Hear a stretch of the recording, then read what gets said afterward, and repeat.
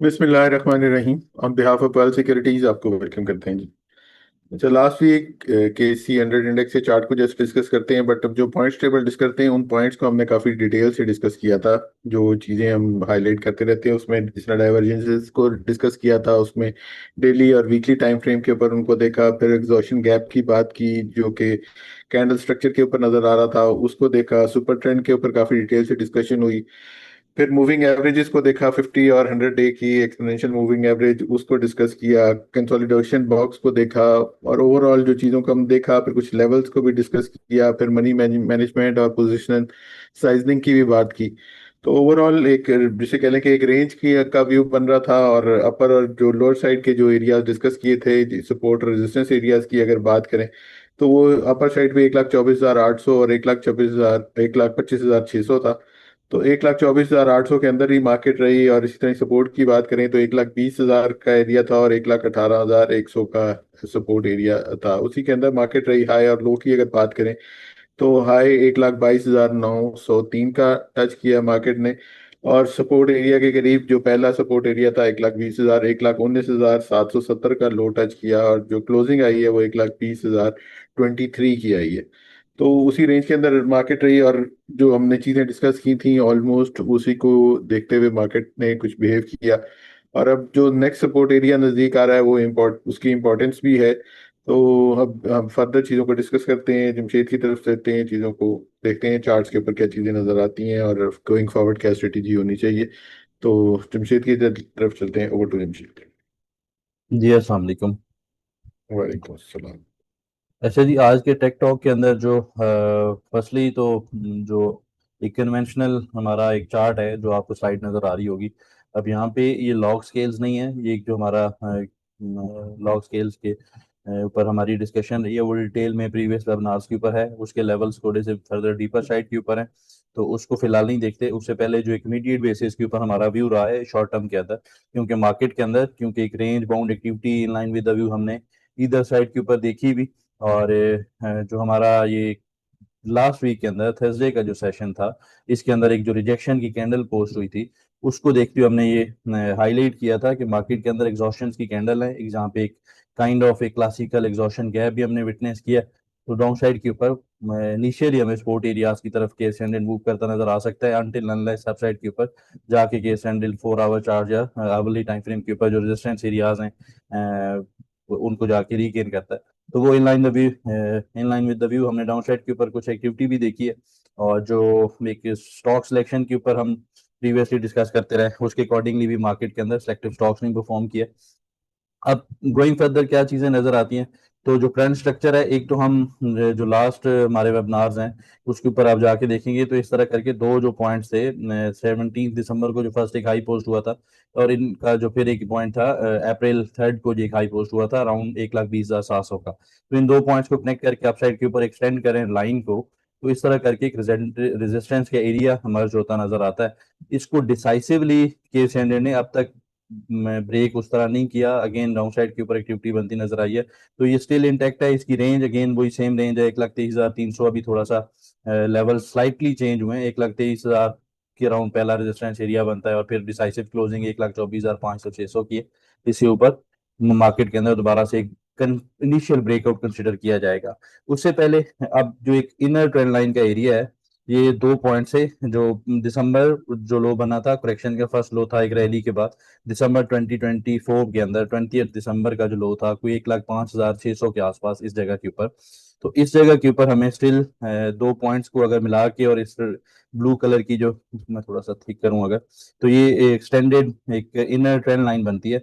तो के स्टैंडर्ड का जो हमारा एक्सपोर्ट एरिया था, पोटेंशियल सपोर्ट एरिया, जैसे सर ने रिकैप के अंदर डिस्कस किया, कुछ 1,20,000 का एरिया बनता था इनिशियली। तो उसी के पास ही प्रिसाइज 1,19,872 का लो पोस्ट हुआ और उसके पास ही कैश एंडेड क्लोज करता नजर आया। अब जो लास्ट सेशन के अंदर हमारी कैंडल स्टिक पैटर्न है, एक काइंड ऑफ डॉजी कैंडल है। ये जो थ्री हमने एक काइंड ऑफ एक ब्लैक रोज देखे हैं, उसके बाद एक एक इनिशियल साइन है बियर्स एग्जॉशन का। अब यहाँ पे अगर कोई तगड़ी बुलिश कैंडल मिलती है और के स्टैंडर्ड इनिशियली 1,20,800 से ऊपर सस्टेन करता है ऑन इमीडिएट बेसिस, तो फिर तो लाइकली है हम अपसाइड के ऊपर दोबारा से 1,21,800, 1,23,800 को इस तरह करके 2,000 पॉइंट्स की अपसाइड के ऊपर रेंज बनेगी, रेजिस्टेंस एरिया, उसके अंदर के स्टैंडर्ड अपसाइड के ऊपर तो चैलेंज करता नजर आ सकता है। अदरवाइज डाउन साइड के ऊपर 1,19,700 इमीडिएट बेसिस के ऊपर हमारा सपोर्ट एरिया बनता है।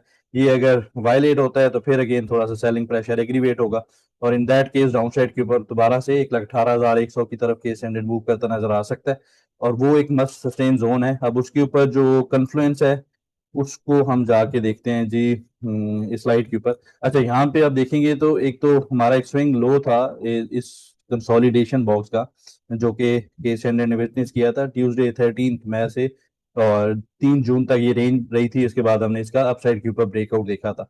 तो ये इनिशियली पोटेंशियली एक हायर लो है, इसको केस स्टैंडर्ड को वायलेट नहीं करना चाहिए। रेंज को प्रिसाइज बनती है 1,18,100 से 1,17,300 की। तो ये हमारा एक मस्ट सस्टेन जोन कह लें, और यही हमारा इनिशियली स्टॉप लॉस है। इससे नीचे फिर थोड़ी सी चीजें ट्रिकी रहेंगी। अब केस स्टैंडर्ड अगर फॉर एनी रीजन इस एरिया को ब्रेक करता है डाउन साइड के ऊपर, तो फिर लाइकली है कि ये इनिशियली पॉसिबल है यहाँ पे सपोर्ट लेता नजर आए, जो कि एरिया बनता है इस कैंडल का 1,15,600 का, या फिर all the way down side के ऊपर एक्टिविटी बनती नजर आ सकती है। उसकी रीजन अगेन जो हमने लास्ट सेशन के ऊपर डिस्कस किया है कि मार्केट के अंदर बीरिश पॉइंट्स ज्यादा नजर आते हैं टिल द टाइम अपसाइड के ऊपर कुछ डिसाइसिव ब्रेकआउट जनरेट नहीं होते, और वो decisive breakout daily time frame के ऊपर भी इस सस्टेनिंग ट्रेंड लाइन का हमें रिक्वायर्ड है।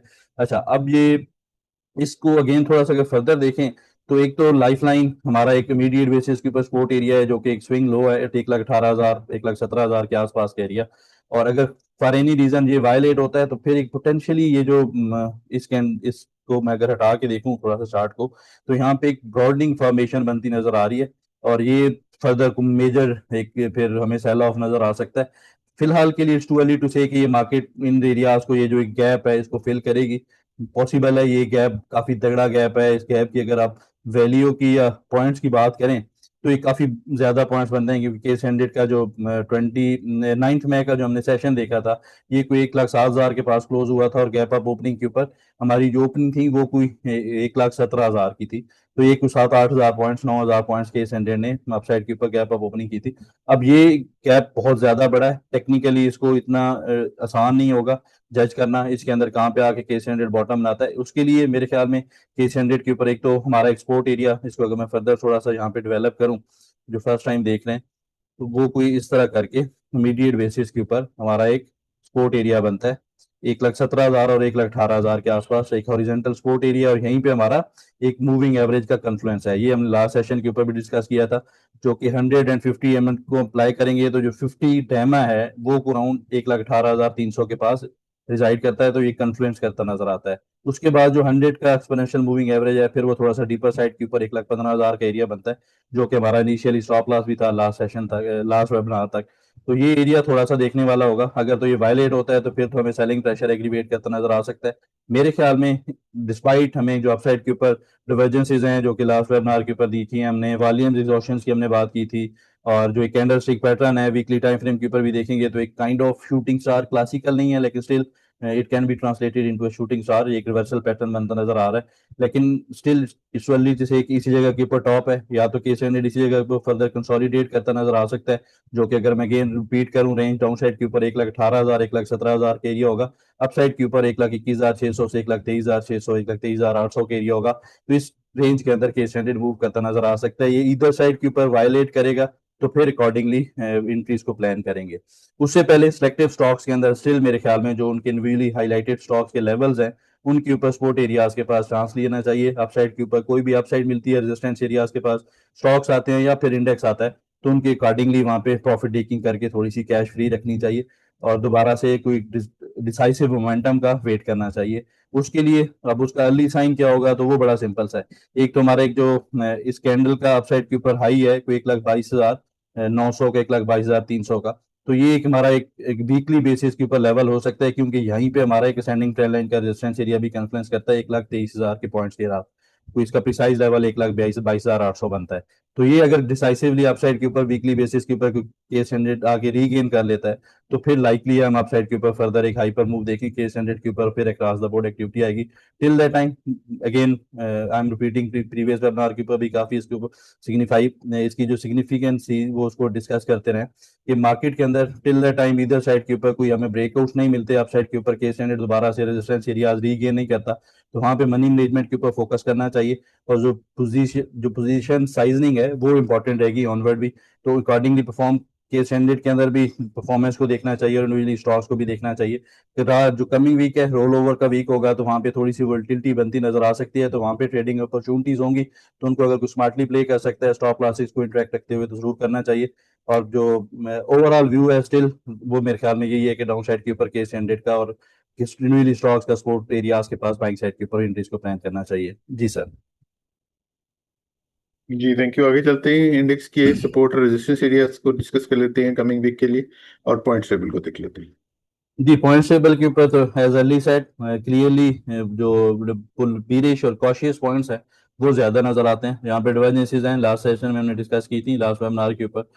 जो सुपर ट्रेंड है वीकली टाइम फ्रेम के ऊपर वो स्टिल नेगेटिव है, वो क्विक लग 23,800 का एरिया बनता है, वो देखेंगे आगे। शूटिंग स्टार की फॉर्मेशन है, एक तो ग्रेवस्टोन डोजी बना था जो लास्ट वीक क्लोज किया था केस 100 ने, उसको एक फॉलोइंग कैंडल मिली है, तो ये थोड़ा सा फर्दर थ्रेटनिंग है वीकली टाइम फ्रेम के ऊपर। लेकिन अगेन सपोर्ट एरियाज इंटैक्ट हैं, उनको देखते हैं, अगर वो वायलेट होगा तो फिर इसकी जो एक सेल ऑन हाइज हम डिस्कस कर रहे हैं वो फर्दर उसकी इंपॉर्टेंस बढ़ती नजर आ सकती है।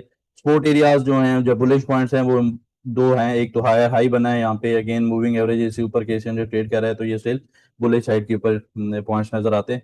रेजिस्टेंस और सपोर्ट एरियाज को देखेंगे तो 1,21,600 से 1,23,800 का होगा रेजिस्टेंस एरिया, और डाउन साइड के ऊपर सपोर्ट एरिया 1,18,500 से 1,17,100 का वीकली बेसिस के ऊपर। जी सर। जी आगे चलते हैं, ट्रेड प्लान फॉलोअप को देख लेते हैं और ट्रेडिंग जर्नल को डिस्कस कर लेते हैं। जी फर्स्टली तो ट्रेडिंग जर्नल के ऊपर देखा जाए तो हमारी जो लास्ट कपल ऑफ वीक से हमारी जो ओपन ट्रेड्स हैं उनके ऊपर आई है। अच्छा ये अब लास्ट कुछ सेशन में जिस तरह हमने डिक्लाइन देखा है ओवरऑल मार्केट के अंदर भी, तो ये भी सपोर्ट एरियाज के पास आके क्लोज किया है, जो इसका हाईलाइटेड रेंज है 155-147 रुपीज, रेंज थोड़ी सी बड़ी है, इसीलिए अगेन जैसे प्रीवियस स्लाइड्स के ऊपर आपने देखा है उसके अंदर भी हम ये ओवरऑल भी यही है कि गोइंग फर्दर मूविंग फॉरवर्ड हमें जो पोजीशन साइजनिंग है उसके ऊपर फोकस करना चाहिए, मनी मैनेजमेंट के ऊपर फोकस करना चाहिए। तो इंडिविजुअली स्टॉक्स के अंदर भी स्ट्रक्चर्स को देखेंगे भी तो वहां पे ये चीज हाईलाइट होती है। स्टिल जो ट्रेड प्लान्स हैं वो स्टिल इंटैक्ट हैं, INIL के ऊपर भी अगेन अगर फर्दर डिक्लाइन मिलता है स्पोर्ट एरियाज के पास तो बाइंग साइड के ऊपर देखना चाहिए। इस तरह स्पेल हमारी एक ओपन ट्रेड थी लास्ट सेशन तक, इसके अंदर जो लास्ट हमारा रिव्यू था इसने अच्छा परफॉर्म किया था, यहाँ पे साइडवेज ट्रेड कर रहा है, स्टिल इंटैक्ट है। हब पावर के ऊपर लास्ट सेशन जो 1 से 2 सेशन थे यहाँ पे बेहतर एक्टिविटी बनी है लास्ट सेशन के ऊपर, डिलीवरी बेस्ड एनालिसिस को भी आप देखेंगे तो वहां पे भी कुछ पॉजिटिव फिगर बनता नजर आ रहा है। 2-2.5 रुपए जो फ्राइडे का सेशन था वहां पे हमने इसके अंदर प्लस क्लोजिंग देखी है, इसको फोकस करना चाहिए। स्टिल जो ब्रेकआउट रिक्वायर्ड है वो स्टिल इंटैक्ट है, वो व्यू उसी तरह ही है कि अपसाइड के ऊपर 148-149 से ऊपर इसके अंदर एक फर्दर बुलिश जो मोमेंटम प्रीवियस इसके अंदर था वो बनता नजर आ सकता है। उससे पहले स्पोर्ट एरियाज के पास इसके अंदर बैंक साइड के ऊपर प्ले करना चाहिए। इसी तरह टेली कार्ड के ऊपर अगेन जो स्पोर्ट एरियाज है उन्हीं के पास आके क्लोज कर रहा है, फोकस करना चाहिए। अगर किसी के पास पोजीशन है तो उसको स्टॉप लॉस को देखना चाहिए। फर्दर जो कोई फ्रेश पोजीशन बनाना चाह रहा है उसके लिए यही है कि यहाँ पे अगर कोई 7 रुपए 30 पैसे 7 रुपए 50 पैसे के पास एक तगड़ी ग्रीन कैंडल बनती नजर आती है even on hourly time frame, तो वहां पे फर्दर बाइंग साइड के ऊपर कंसिडर किया जा सकता है। अच्छा जो इस वीक के अंदर स्टॉक्स थे FABL अगेन एक कंसोलिडेशन बॉक्स का ब्रेकआउट था, लास्ट वेबिनार के ऊपर भी डिटेल में डिस्कस किया था। इसके अंदर फर्दर हमने कंसोलिडेशन देखी है और जो इसका करंट चार्ट है वो इस तरह करके है। अब इसके ऊपर एक तो हमारा जो ट्रेड प्लान है वो ट्रिगर नहीं हुआ क्योंकि इसके अंदर जो रेंज थी वो कोई 56-53 की थी, इस तरफ मूव नहीं किया, और अपसाइड के ऊपर जो सस्टेन करना था इसको 52 रुपीज उसी रेजिस्टेंस एरिया से ये वापस आता रहा है डाउन साइड के ऊपर। तो मेरे ख्याल में इसको थोड़ा सा फर्दर वॉच लिस्ट में रखते हैं। स्टिल थोड़ा सा लॉन्गर टर्म के ऊपर देखा जाए तो स्पोर्ट एरियाज के पास इसके अंदर जरूर कमुलेशन करनी चाहिए, लेकिन शॉर्ट टर्म के अंदर इसके अंदर थोड़ी सी चीजें ट्रिकी नजर आती हैं। डाउन साइड के ऊपर सपोर्ट एरिया पॉसिबल है, इसी एरिया के पास हमें कोई अगर रिजेक्शन मिल जाती है तो फिर इसके अंदर अपसाइड के ऊपर फर्दर मोमेंटम रहेगा। नेक्स्ट जो स्टॉक था CPHL, ओवरऑल फार्मा सेक्टर के अंदर थोड़ी सी साइडवेज एक्टिविटी देखी हमने। ये जो हमारा करंट स्टांस था करंट मार्केट प्राइस के ऊपर बाइंग से, तो इसका 85 रुपीज के पास हमने फर्स्ट बाइंग इनिशिएट की थी, 4 पे डाउन साइड के ऊपर है, लेकिन स्टिल इसका जो डाउन साइड के ऊपर नेक्स्ट जो सपोर्ट एरिया वो इंटैक्ट है। इन एरियाज के पास इसके अंदर फर्दर पोजीशंस को देखना चाहिए। जो लास्ट स्टॉक था पेस, अच्छा पेस के ऊपर जो स्ट्रक्चर है, एक तो रिस्क रिवार्ड रेशो के ऊपर देखा जाए तो काफी अच्छा रिस्क रिवार्ड रेशो बनता है यहाँ पे।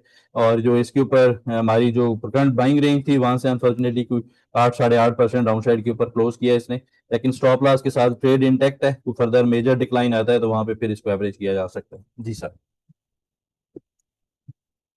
जी आगे क्यूरी सेक्शन की तरफ चलते हैं। जो क्यूरी शॉर्टलिस्ट की हैं, उनको आंसर कर देते दी क्यूरीज में first of all maple leaf. अच्छा मैपल लीफ के ऊपर हमारी जो लास्ट डिस्कशन थी, हमारी एक ओपन ट्रेड थी जिसके कोई 81 86 रुपीज के टारगेट थे। इसने कोई 12 जून को आके अपसाइड के ऊपर कोई 91 का हाई पोस्ट किया, फिर अगेन वही 83 रुपीज के पास आके इसने क्लोज किया था। अब इसके अंदर जो करंट स्ट्रक्चर है, एक तो इनिशियल ब्रेकआउट यहाँ पे इसका बना था कोई 47 रुपीज के पास, उससे कोई देखा जाए अपसाइड के ऊपर तो इसने ऑलरेडी इस जगह से जो अपसाइड के ऊपर हाई पोस्ट किया है, तो कोई ये कोई 9800% का रिटर्न बनता है परसेंटेज वाइज गेन देखा जाए तो। अब यहाँ पे कंसोलिडेशन नजर आ रही है शॉर्टर टाइम फ्रेम के ऊपर इस जगह के ऊपर। और यहाँ पे एक जो दो ट्रेंड लाइन ड्रा किए हैं, जो इसका फर्स्ट ट्रेंड लाइन है, जो फर्स्ट नंबर है इसका, ट्रेंड लाइन नंबर 1 है, इसका जो मीडिएट सपोर्ट एरिया है वो 78 रुपीज के अराउंड रिजाइड करता है। यहाँ पे एक स्लाइटली कन्फ्लुएंस भी है horizontal support area mediate basis के ऊपर, तो ये अगर सस्टेन करता है फिर लाइकली है इसी जगह से अपसाइड के ऊपर 83 87 और 91 रुपीज इसके रेजिस्टेंस एरियाज या टारगेट्स रह सकते हैं, जिसको इस रेंज के अंदर प्ले किया जा सकता है। और सेकंड सिनारियो यही है, जो इसका डिमांड जोन है अभी यहाँ पे एक तगड़ा कन्फ्लुएंस है, वो 73 से 70 रुपीज का है, यहाँ का वेट करना चाहिए। फॉर एनी रीजन अगर इस एरिया में आता है और इस जगह के ऊपर हमें कोई रिजेक्शन मिलती है तो यहाँ पे फिर इसके अंदर एक तगड़ी मूव बनती नजर आ सकती है। और थोड़ा सा अगर फर्दर इसको डिग डाउन करें और वीकली टाइम फ्रेम के ऊपर जाके देखें, तो वीकली टाइम फ्रेम के ऊपर जो इसकी अपसाइड के ऊपर एक हाइपर मूव विटनेस हुई है, इसके बाद अब इसकी जो ये अपसाइड के ऊपर रेजिस्टेंस एरिया हाईलाइटेड है, इसके ऊपर भी आप देखेंगे तो इसका जो ये एरिया बनता है इसके ऊपर 161.8% का कन्फ्लुएंस है, क्योंकि इसका जो 2017 के अंदर हाई पोस्ट हुआ था 133 रुपीज के राउंड पास, उसके बाद ये जो डिक्लाइन था इसके ऊपर अगर फिब लेवल्स को अप्लाई करें तो ये 61.8% इसने आके कंप्लीट किया रिट्रेसमेंट। अब ये इसका जो फर्स्ट जो एक लो था, इसके बाद एक लो बना था, लोअर हाई बना था इस स्विंग का, जहां से इसने अपसाइड के ऊपर कोई 47% की टेस्टमेंट पोस्ट की थी, तो ये एरिया भी इसी के साथ कन्फ्रेंस करता है। तो मेरे ख्याल में थोड़ा सा वॉच लिस्ट में जरूर रखना चाहिए स्टिल। इसके अंदर थोड़ा सा daily time frame weekly time frame के ऊपर देखेंगे तो स्टिल बुलिश स्टॉक है, हायर लोज हायर हाइज इसके अंदर स्टिल इंटैक्ट है। तो अब ये रेजिस्टेंस एरियाज काफी तगड़े हैं इस एरिया के पास, तो यहाँ पे थोड़ा सा डिसिप्लिन रहना चाहिए। वंस ये अपसाइड के ऊपर रेजिस्टेंस एरियाज को रीगेन करता है तो फिर वहां पे अपसाइड के ऊपर इसके अंदर नेक्स्ट जो एरियाज हैं वो ओपन होते नजर आ सकते हैं। अच्छा जी, जो नेक्स्ट स्टॉक था क्यूरी सेक्शन में, टीआरजी। अच्छा टीआरजी के ऊपर क्यूरीज में ये पूछा गया था कि इसके अंदर एक तो हमारी एक लास्ट बाय कॉल थी, उसका स्टॉप लॉस खैर ऑलरेडी एक हमने हिट होते देखा था, उसके बाद इसके अंदर फर्दर थोड़ा सा हमें डिक्लाइन होता नजर आया है। अब जो इसका करंट स्ट्रक्चर है उसके ऊपर क्या फॉर्मेशन नजर आती हैं तो उसको देख लेते हैं। उसके ऊपर एक तो इसका जो ओवरऑल टेक्नोलॉजी सेक्टर के अंदर कोई इतनी अच्छी परफॉर्मेंस नहीं रही, और जो इसका भी करंट स्ट्रक्चर है यहाँ पे हमने एक इमीडिएट सपोर्ट एरिया वायलेट होते देखा है जो कि 58 रुपीज का था। अब यहाँ पे दो से तीन चीजें हैं, एक तो इसको अगर आवरली टाइम फ्रेम के ऊपर हम जाके देखें तो यहाँ पे एक पोटेंशियली एक पीआरजी बनता है, यहाँ पे फिब लेवल्स को लगाते हैं, ये जो रिसेंट लेग था अपसाइड के ऊपर, इसका जो कोई पोटेंशियल सपोर्ट एरिया 78.6% से 51 रुपीज के पास रिजाइड करता है, 53 से 51 रुपीज, इसको यहाँ पे देखना चाहिए।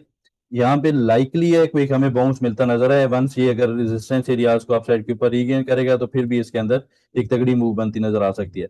मीनवाइल 53 51 इसके सपोर्ट एरियाज हैं, इसके ऊपर एक आवरली पीआरजी है, पोटेंशियल वर्सल जोन है, इसको अगर ये सस्टेन करता है तो फिर यहाँ पे इसके अंदर एंट्रीज को प्लान किया जा सकता है। स्टिल इसकी जो पोजीशन है, क्योंकि इसके अंदर जो डिसेंडिंग ट्रेंड लाइन का रेजिस्टेंस एरिया है ये 14 दिसंबर 2023 ऑनवर्ड देखा जाए, और फिर इसने दिसंबर 2024 में भी इस रेजिस्टेंस एरिया को डिसेंडिंग ट्रेंड लाइन को आके टेस्ट किया, यहाँ पे हमने सेकंड टाइम थर्ड टाइम आके मार्च के अंदर देखा, और यहाँ पे फर्दर इसी एरिया के पास हमें रिजेक्शन मिलती नजर आ रही है। ये एक एरिया 65 60 रुपीज का है, यहाँ से अब जो करंट क्लोजिंग है यहाँ से 10 रुपए ऊपर बनती है रेंज, ये वंस डिसाइसिवली इसको आगे रीगेन कर लेगा तो फिर इसके अंदर बुलिश रिवर्सल की कंफर्मेशन होगी। उससे पहले एक पोटेंशियल वीकली टाइम फ्रेम के ऊपर एक जो इसका एरिया बनता है इस तरह करके एक डबल बॉटम बनता नजर आ सकता है। मीडिएट बेसिस के ऊपर 53 51 रुपीज को देखना चाहिए, और जो इसके अंदर एक डाउन साइड के ऊपर फर्दर एरियाज एक्सपोज होंगे या मेजर सेल ऑफ होगा वो को 45-44 पीस का एरिया, वहां पे फिर इसके अंदर पोटेंशियली एक बॉटम बनता नजर आ सकता है। जो रेंज थोड़ी सी ट्रिकी रहेगी, लेकिन इसके अंदर फर्दर अगर कोई रिजेक्शन मिलती है तो यहाँ पे बाइंग साइड के ऊपर कंसिडर किया जा सकता है। अच्छा जी, नेक्स्ट जो स्टॉक था इस वीक में क्यूरी सेक्शन में, एसएसजीसी। अच्छा, इसके ऊपर जो हमारा लास्ट एनालिसिस था, इसको ABCD फॉर्मेशन हमने डिस्कस की थी कि 26 से 22 रुपीज का एरिया हाईलाइट किया था, तो इसने मैं 9th को आके 26.30 का लो पोस्ट किया, वहां से एक शार्प वर्टिकल शेप के अंदर इसने in line with the view एक अपसाइड के ऊपर रिकवरी पोस्ट की। अब जो करंट इसका रेजिस्टेंस एरिया है, ये जो अपसाइड के ऊपर हाईलाइट किया है, ये कोई एरिया रिजाइड करता है 44.70 से 46.80 का, 47 रुपीज का। ये कुछ ₹2 का रेंज बनती है। इसको ये रीगेन करेगा तो फर्दर अपसाइड के ऊपर इसके अंदर एक्टिविटी रहेगी। मीनवाइल डाउन साइड के ऊपर इसके जो सपोर्ट एरियाज हैं 41.50 से 38.70, इनकी तरफ अगर फॉर एनी रीजन को डिप आती है तो यहाँ पे इसके अंदर बैंक साइड के ऊपर कंसिडर किया जा सकता है। लास्ट जो कैंडल स्टिक है, यहाँ पे जो दो हमने कंसेक्टिव सेशन के अंदर क्लोजिंग देखी थी, काइंड ऑफ एक करेक्शन पैटर्न था। लास्ट सेशन में डॉजी कैंडल है, इंपॉर्टेंट सेशन होगा मंडे का, जिसके अंदर अगर अपसाइड के ऊपर कोई ग्रीन कैंडल पोस्ट होती है और रेजिस्टेंस एरियाज रीगेन होते हैं तो फिर इसी जगह से अप साइड के ऊपर फर्दर मूव करता नजर आ सकता है, तो लेवल्स को अकॉर्डिंगली प्ले करना चाहिए। अच्छा जी, नेक्स्ट जो क्यूरी थी इस वीक में, CRTM। अच्छा, क्रिसेंट टेक्सटाइल मिल्स लिमिटेड। अच्छा, इसके ऊपर जो करंट स्ट्रक्चर है, एक तो इसको वीकली टाइम फ्रेम के ऊपर देखते हैं और यहाँ पे इसका थोड़ा सा ब्रॉडर व्यू डिस्कस करते हैं। यहाँ पे इस जगह के ऊपर हम देखें तो ये एक एरिया इसका बनता था एक कंसोलिडेशन का। यहाँ पे क्लासिकल वाइकऑफ की एग्जांपल हमने विटनेस की, इसका ब्रेकआउट अभी लास्ट सेशन के अंदर हमने विटनेस किया, अपसाइड के ऊपर एक हाइपर मूव बनी है। अब जो इसकी करंट क्लोजिंग है, इसका बॉटम देखा जाए वहां से तो स्टिल इसके अंदर एक अच्छा खासा इंक्रीज ऑलरेडी विटनेस हुआ है। 95 मोर देन 90% इसने इंक्रीज विटनेस किया है। लेकिन वीकली टाइम फ्रेम के ऊपर इसका क्योंकि एक मेजर कंसोलिडेशन हमने देखी है, एक रिवर्सल पैटर्न है ये, तो इसके अंदर फर्दर भी अपसाइड के ऊपर रेजिस्टेंस एरियाज के बाद फर्दर मोमेंटम रह सकता है। मीडिएट बेसिस के ऊपर जो 25 रुपीज का रेजिस्टेंस एरिया ये देखना चाहिए, अगर ये फर्दर रीगेन हुआ तो अपसाइड के ऊपर 30 रुपीज और इवन 38 रुपीज के एरियाज भी एक्सपोज करता नजर आ सकता है, क्योंकि इसके अंदर कोई मेजर रेजिस्टेंस इससे पहले इतनी ज्यादा है नहीं। प्रीवियसली भी इसके अंदर एक हमने स्ट्रेट सेल ऑफ देखा था, उसके बाद एक रिवर्सल बना है, तो एक कंसोलिडेशन काफी काफी लंबे अरसे की है। ये देखिए इस बॉक्स का एरिया, तो ये कोई अक्टूबर 2022 के बाद इसने अब जून में आके फर्स्ट टाइम अपसाइड के ऊपर ब्रेकआउट जनरेट किया। तो इसको मेरे ख्याल में सिंपली सपोर्ट एरियाज 21.30 90.30 के हैं, ये कन्वेंशनल एरियाज हैं वीकली टाइम फ्रेम के ऊपर। स्टॉप लॉस कोई 19.70 का भी किसी के पास होल्डिंग है तो होना चाहिए, वीकली टाइम फ्रेम के ऊपर इसको होल्ड करना चाहिए, अपसाइड के ऊपर फर्दर गेन करता नजर आ सकता है। अच्छा जी, नेक्स्ट जो इस वीक में क्यूरी थी और लास्ट क्यूरी थी, गनी केमवर्ल्ड लिमिटेड। अच्छा, ये एक तो रिलेटिवली क्योंकि इसके अंदर मेजर इस तरह चार्ट के ऊपर प्रीवियस कोई हिस्टोरिकल डेटा नहीं है, नया स्टॉक है। अच्छा, इसके ऊपर थोड़ा सा इसको अब शॉर्टर टाइम फ्रेम के ऊपर और आवरली टाइम फ्रेम के ऊपर देखते हैं। अब इसने जो रिसेंट अपसाइड के ऊपर मूव विटनेस की है, इसका जो 38.2% का लेवल है 8.90 था और 50% कोई 8.323 का लेवल था, और इसने कोई ₹8.50 इन्हीं दो लेवल्स के मिड के अंदर ही लो बनाया, वहां से एक लास्ट सेशन के अंदर तगड़ी क्लोजिंग पोस्ट करता नजर आया। स्पोर्ट एरियाज इसके ₹8.60 से ₹8 के हैं, ₹7.5 का लो, और स्टॉप लॉस भी यही बनता है, 61.8% का लेवल बनता है।